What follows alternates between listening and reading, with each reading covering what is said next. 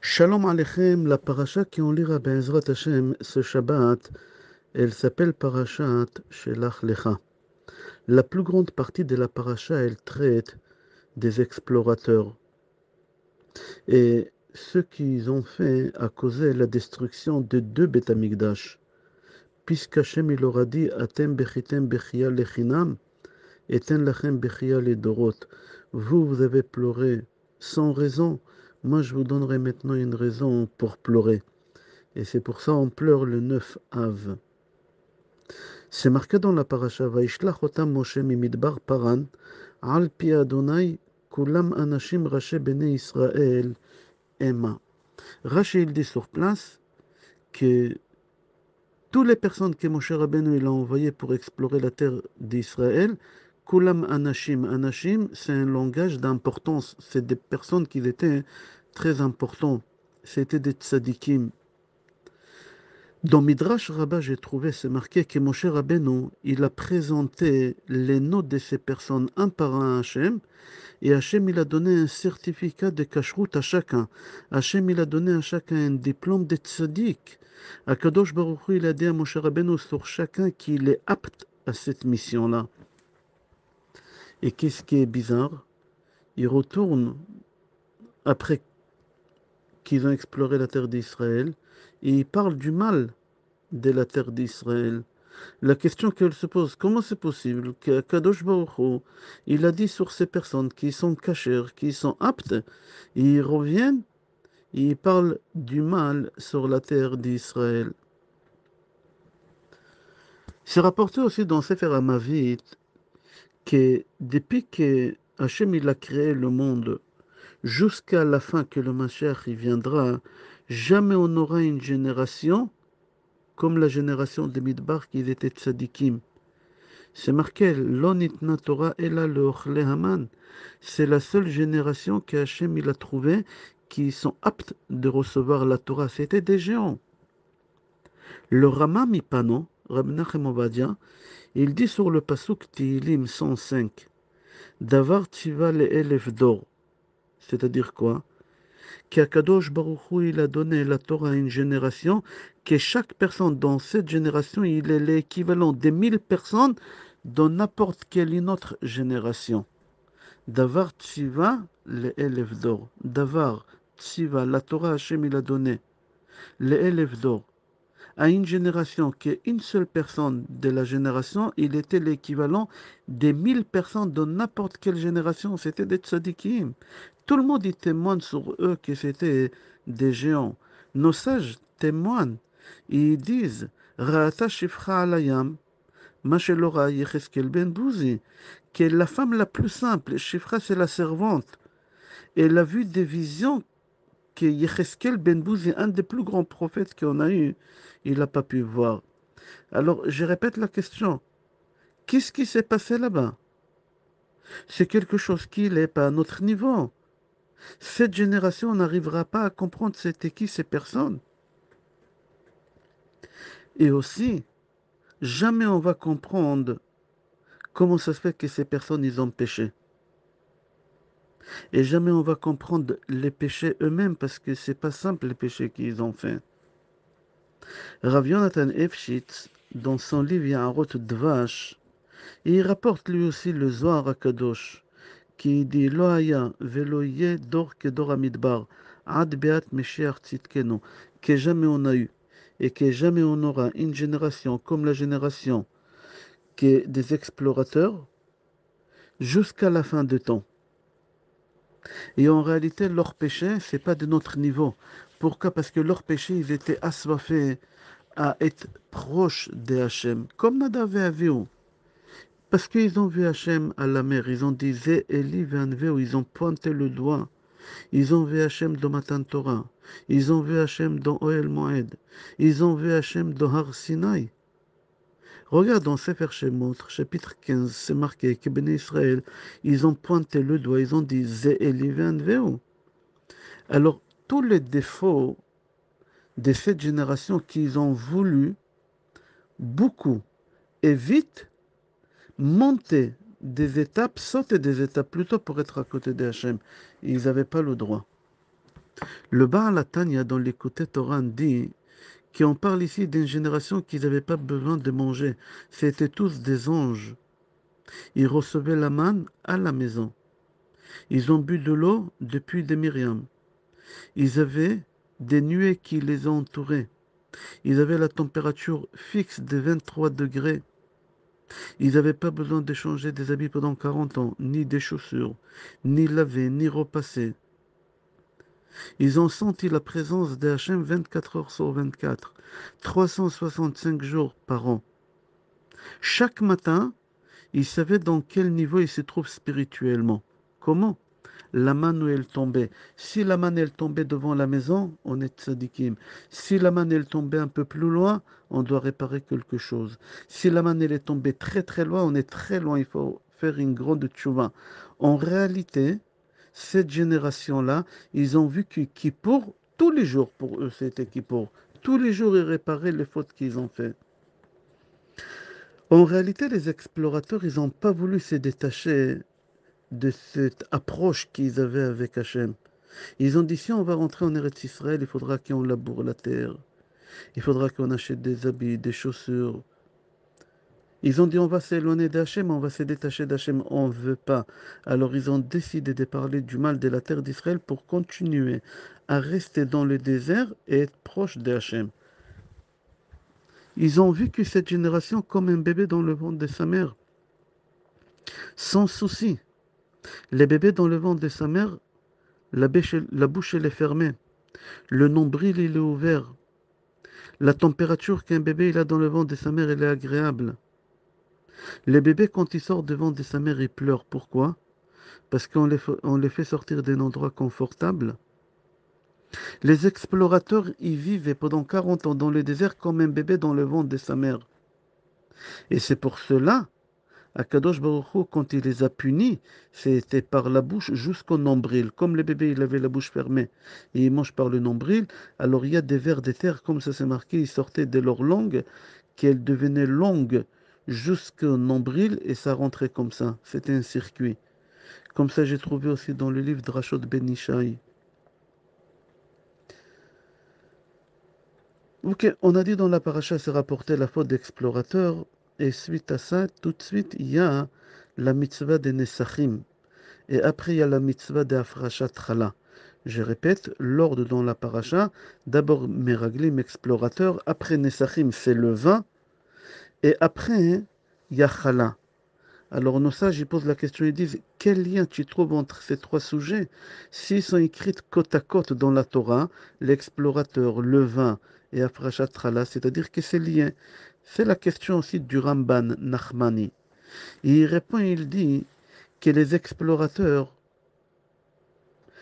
ils ont fait rentrer une terreur, une tristesse, une peur, un deuil en Béné Israël quand ils leur ont dit il n'y a pas la terre d'Israël, c'est une terre qui dévore ses habitants, il y a des géants, etc. Et là, Béné Israël, ils ont entendu des Hachem qui vont rester 40 ans dans le désert. Ils étaient tristes, ils étaient endeuillés. Le vin, il a été créé dans le monde, les Samer, les Vavenosh.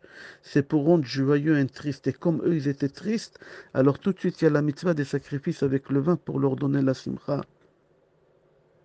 N'oublie pas qu'Hachem, il a décrété sur eux la mort. Pendant 40 ans, ils vont mourir. Chaque année, le 9 av, 15 000 personnes à peu près. Velo nitanien elan lenachem avelim. Le vin, il a été créé pour consoler les endeuillés. C'est pour ça qu'il y a Parashat Nesachim. Quel rapport avec Parashat Chala, Afrashat Chala? Alors il faut savoir que quand Chazve Shalom, quelqu'un, il enterre quelqu'un, il rentre chez lui à la maison, il y a quelque chose qu'on appelle Seudat Avelim. Seudat Avelim, cette personne, elle doit laver les mains et faire un motzi lechem minaret sur le pain.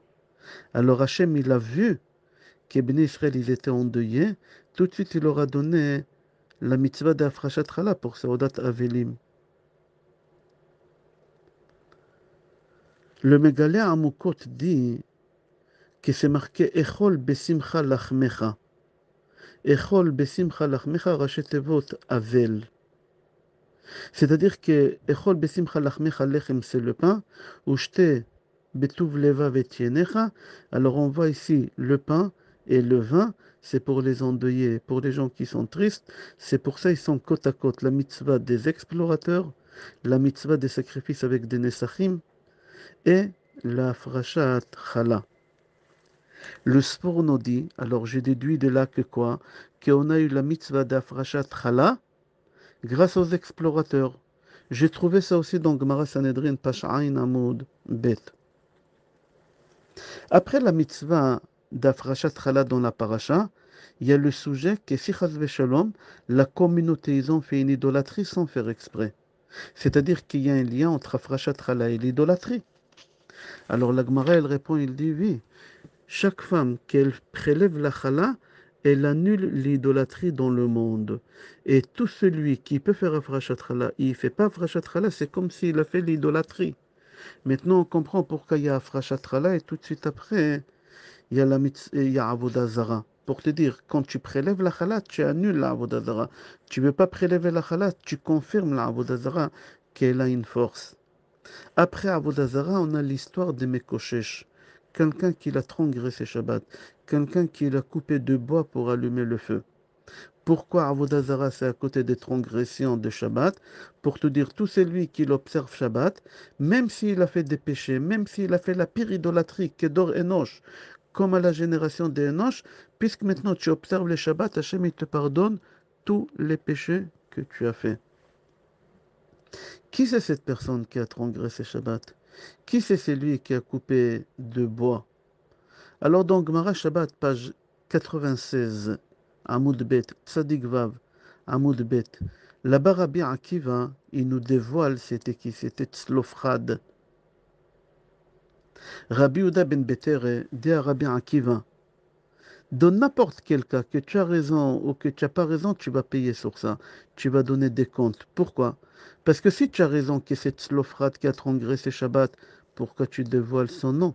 La Torah, elle ne veut pas qu'on dévoile son nom. La preuve, elle n'a pas écrit son nom. Alors pourquoi toi tu dévoiles? Et si tu te trompais, c'est pas Tzlofrad, tu vas payer aussi sur ça. Comment c'est possible que tu peux sortir une mauvaise réputation à un tzaddik? C'est pas lui qui a transgressé Shabbat.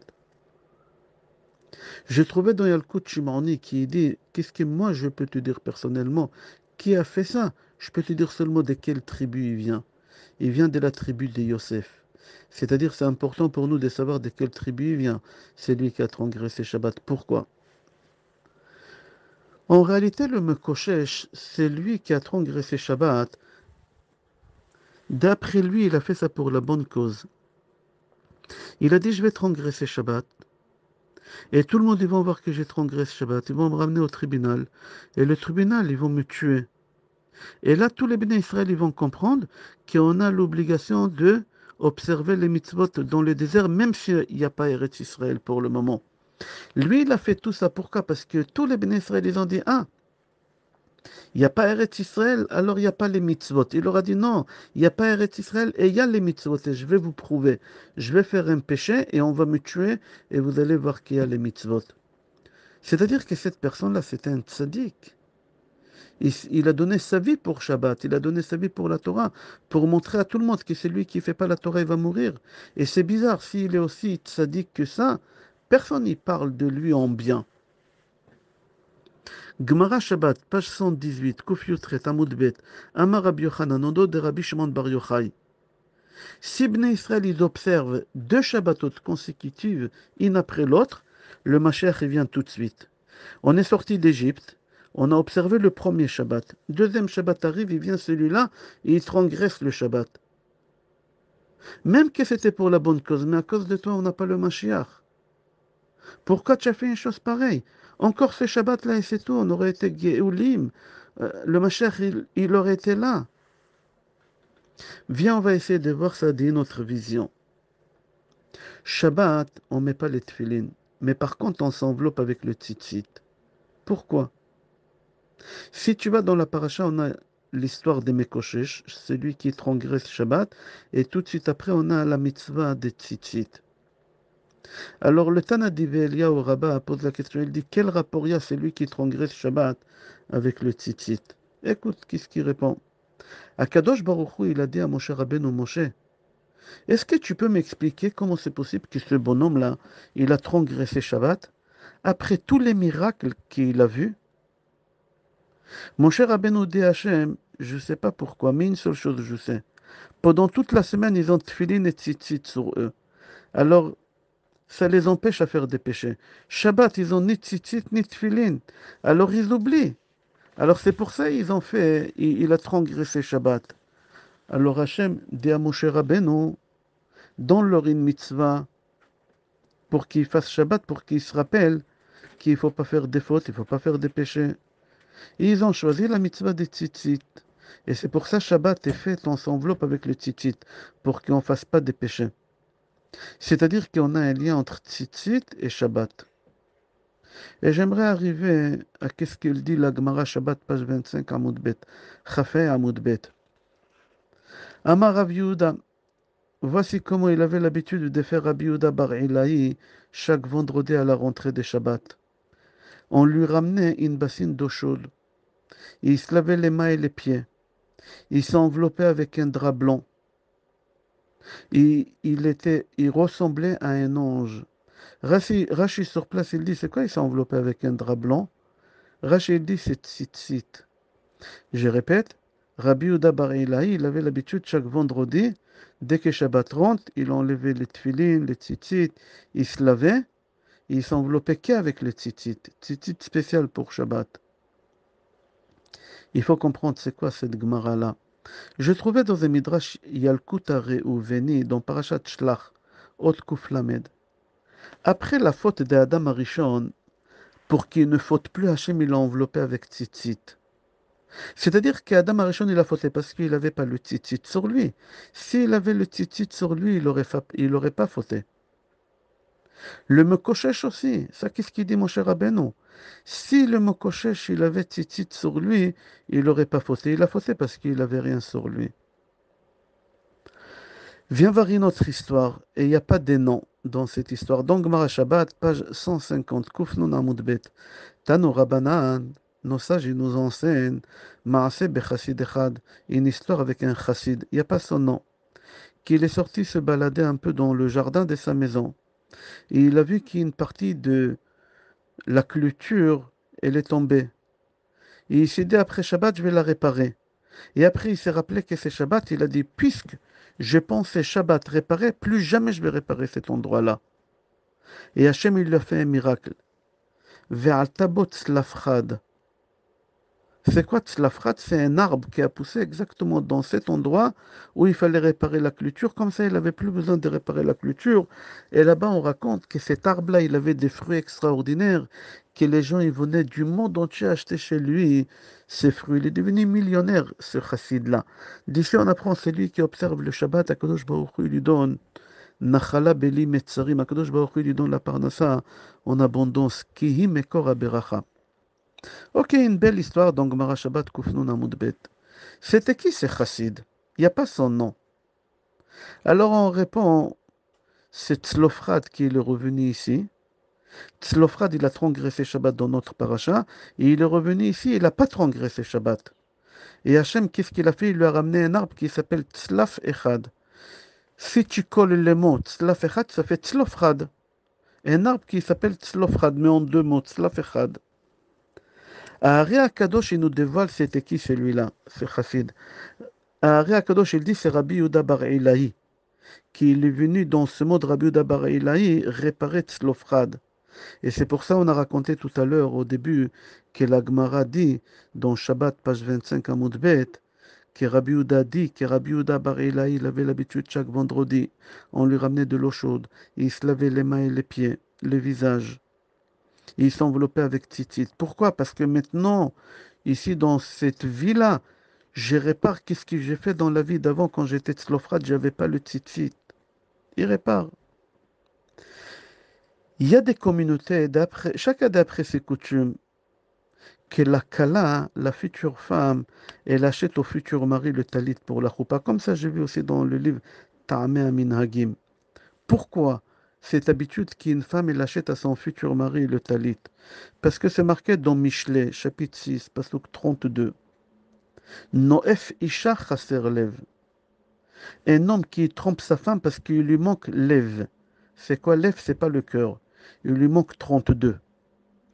C'est-à-dire une femme qui elle veut avoir une protection, que son mari ne va pas la laisser tomber, et lui donne le talit parce que dans le talit, il y a 32. C'est quoi 32?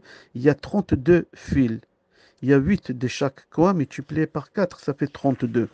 Et en même temps, 32, c'est la même valeur numérique des lèvres, cœur. Je veux que ton cœur soit fidèle à moi. C'est pour ça que la femme, elle achète le talit au futur mari. Venons, on va revenir à Mekoshesh. C'est lui qui a transgressé Shabbat. Pourquoi il a transgressé Shabbat? Il voulait leur montrer que c'est lui qui ne fait pas la Torah, il est puni. Alors, je ne comprends pas. Pourquoi il est parti leur montrer qu'il est puni en faisant un péché grave, qu'on le tue? Il pouvait leur montrer par un autre péché qu'on va le fouetter. C'est tout. Or, Chaim Akadosh pose une autre question. Où il y a des bois pour couper dans le désert? Deuxième question qu'Orachem Akadosh pose. Pourquoi il a besoin de bois pour faire cuire quoi? Ils avaient la nourriture prête. Là, on vient de poser trois questions. Pourquoi le mot Koshesh, il n'a pas fait un péché simple pour avoir une punition simple? Pourquoi il est parti faire un péché grave pour avoir la mort? C'était tout ça uniquement pour leur montrer que la punition, il existe. Et après, Orachem Akadosh, il pose les deux questions qu'on a dit. Où il y a des bois dans le désert qui ont dit qu'il a coupé des bois.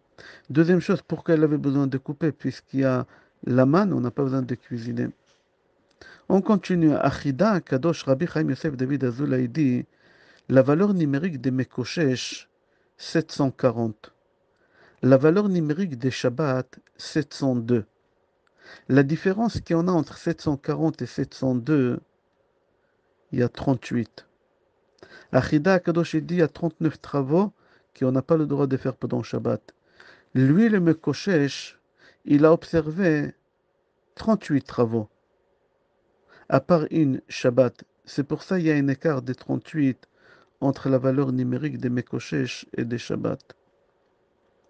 Agaon Mevilna dit que quand tu fais une tzitzit, il y a des nœuds. Regarde dans les tzitzit, il y a des nœuds, 4 groupes de nœuds. Alors il dit que dans les tzitzit, il y a 39 nœuds. Et Shabbat, il y a 39 travaux. Regarde, il y a 39 nœuds, on fait 7, 8, 11 et 13. C'est rapporté dans Kaf HaChaim, Siman Yudalet, et aussi dans Mishnah Brura, dans le même Siman, et aussi dans Matem Moshe, qu'il y a une vertu pour ne pas avoir mal des dents. Il y a des gens qui souffrent des dents. Pour ne plus souffrir des dents, il y a une vertu. C'est quoi? C'est avoir un tzitzit sur soi. Et une femme qui n'aime pas les tzitzit, qu'elle achète un tzitzit à son mari et à ses enfants. Et elle ne va pas souffrir des dents. Pourquoi? Parce que dans les tzitzit, on a dit il y a 32 fils. Et dans la bouche, on a 32 dents. Dans le livre précédent, là, la film s'est rapporté. Et c'est pour ça qu'on fait la bracha lehi ta'atef betzitzit. Il y en a qui disent batzitzit. Les premières lettres, c'est lamed et bet. Lamed et bet, c'est 32. Et comme ça aussi c'est rapporté dans le premier chapitre de Gemara Baba Metzia, Shnaim ochazim betalit. Al tikri shnaim ela shinaim. N'y dit pas deux, mais les dents. C'est-à-dire que c'est lui qui tient le talit, alors il a les dents qui sont protégées. Comme c'est dit Chesed la film. Je répète Mishnah Brura et Kafachaim, toujours dans le même Siman Yudalet. On n'a pas le droit, si on veut, quelqu'un qui veut rechanger les fils des tzitzit, comment il doit couper l'ancien? C'est qu'avec les dents, pas avec autre chose. Pourquoi? Parce que dans les tzitzit, il y a 32 fils et dans les dents, il y a 32 dents. Et c'est pour ça, c'est avec la bouche et pas avec autre chose. Si tu coupes avec le fer, le Ben Ish Chai dit, ça raccourcit la vie, chas v'shalom.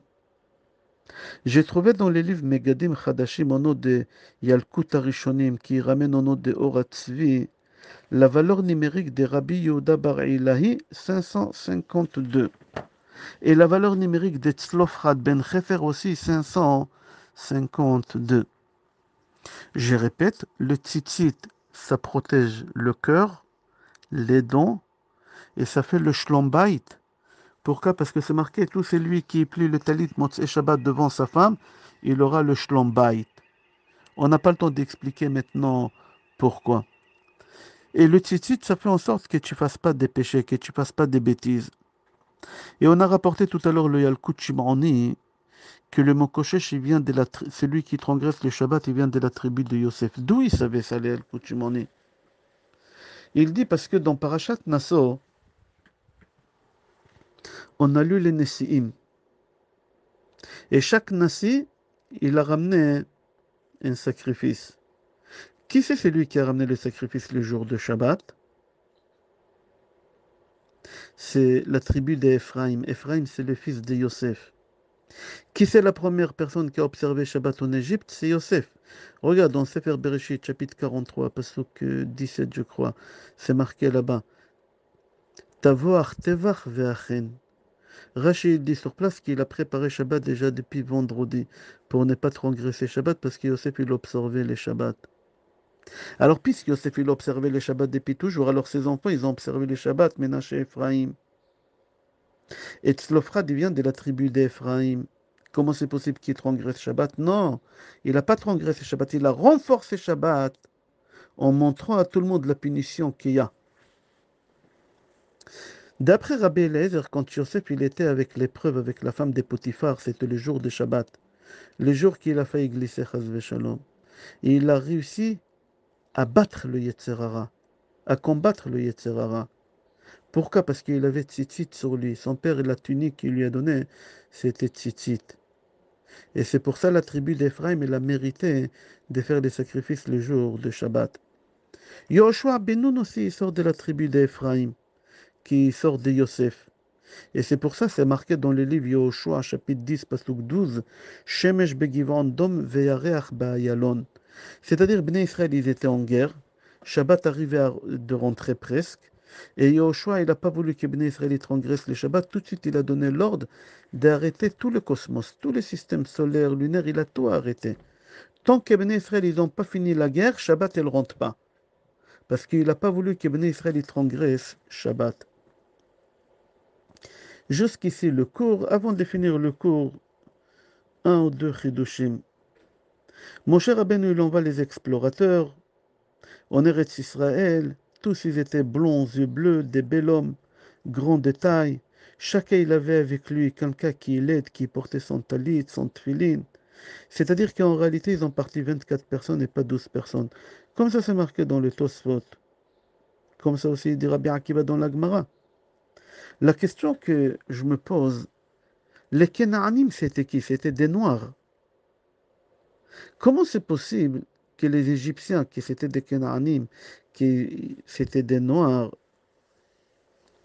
comment c'est possible qu'ils n'ont pas vu que les Blancs, grands de taille, impressionnants, ils sont là pour explorer la Terre? Le Ramban dit que quand un Juif fait une mitzvah, jamais il aura un dommage. Shomer mitzvah loïda davara. C'est lui qui fait une mitzvah, jamais il aura de dommage. Et Hachem, il a fait un miracle, puisqu'ils ont parti faire une mitzvah d'explorer la terre d'Israël. Hachem, il a fait un miracle, que chaque endroit où les explorateurs arrivaient, il y a le maire de la ville qui mourait. Comme ça, toute la ville, elle était occupée dans les enterrements. Ils n'avaient pas le temps de faire attention, de remarquer ces blonds yeux bleus qui arrivent. Il y en a qui disent que Job, il est mort. Alors tous, ils étaient occupés avec l'enterrement. Maintenant, tu comprends pourquoi les explorateurs, ils ont arrivé dans le désert, ils ont dit Eretz Sochelet Yoshvea, une terre qu'elle dévore ses habitants, parce que dans chaque endroit qu'ils arrivaient, ils voyaient qu'il y a des morts, des morts. Ils n'ont pas compris que c'est pour leur bien. Ils n'ont pas compris qu'Hachem il fait ça pour les protéger. Deuxième chose, dans le pasuk c'est marqué L'onochal la'alot el ki chazak hu mimeno. Les explorateurs ils disent on ne peut pas monter là-bas parce qu'ils sont plus forts de qui? Rashi il dit Chaz v'shalom d'Akadosh Baruch Hu. C'est-à-dire que le peuple qui habite en Israël il est plus fort qu'Hachem Chaz v'shalom. Alors les sages ils posent la question, ils disent comment c'est possible que les explorateurs que c'était des Nessim, c'était des tzadikim, qui ont vu des miracles, ils ont sorti d'Égypte, ils ont vu l'ouverture de la mer, ils ont vu le don de la Torah. Comment ils descendent aussi bas? Le Zohar HaKadosh il donne une réponse, il dit le kavod. Parce que eux ils se sont dit, si on rentre en Eretz Israël, on n'aura plus le même poste. Yosha, il va choisir d'autres personnes. Et pour le kavod, ils ont descendu aussi bas. Il y a des gens qui sont capables de tuer, de mourir, de se tuer pour le kavod.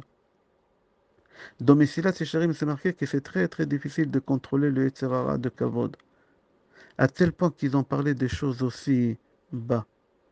Dernière chose, on a dit que chaque Tisha B'Av, il y a à peu près 15 000 et quelques qui mouraient. Chaque Tisha B'Av. Les 600 000, ils sont morts pendant 40 ans. Les dernières 15 000, ils sont pas morts. Comment c'est possible qu'ils sont pas morts? Rav Tzrovovski Zatzal, il répond, parce que chaque fois quand il y en avait beaucoup, il y en a qui disaient peut-être oui, peut-être non, peut-être oui, peut-être non. Alors la prière, elle sortait pas du cœur. Mais les dernières 15 000, c'était sûr et certain qu'ils vont mourir. Il n'y a pas d'autre. C'est la dernière année avant de rentrer en Israël. Alors la prière, elle est sortie du cœur. Et quand il y a une prière qui elle sort du cœur, elle est exaucée. Et c'est pour ça Hachem, il les a pas tués. Je te souhaite bracha ve'atzlacha, besorot tovot, yeshod ve'nechamot, et kol tov.